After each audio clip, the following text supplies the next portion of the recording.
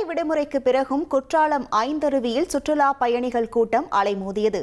தென்காசி மாவட்டத்தில் தென்மேற்கு பருவமழை தீவிரமடைந்துள்ள நிலையில் பிரதான சுற்றுலா தலமான குற்றால அருவிகளில் நீர்வரத்து ஆர்ப்பரித்து கொட்டி வருகிறது.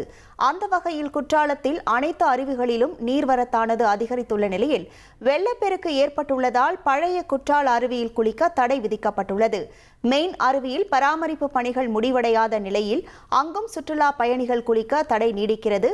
அந்த வகையில் ஐந்தருவி, புலி அருவி, சிற்றருவி உள்ளிட்ட அருவிகளில் தற்போது சுற்றுலா பயணிகள் குளிக்க அனுமதி வழங்கப்பட்டுள்ளது. அதிலும் குறிப்பாக ஐந்தருவியில் சுற்றுலா பயணிகளின் வருகை அதிகரித்து காணப்பட்டது. ஆர்ப்பரித்து கொட்டும் அருவியில் உற்சாக குளியல் போட்டு மகிழ்ந்தனர்.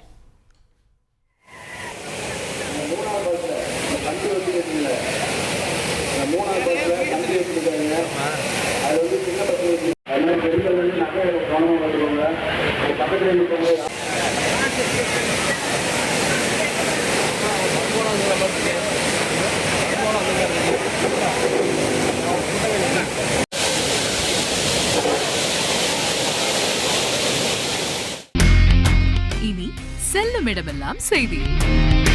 தந்தி டிவியின் வாட்ஸ்அப் சேனலை ஃபாலோ பண்ணினா செல்ல இருக்கும் இடமெல்லாம் செய்தி.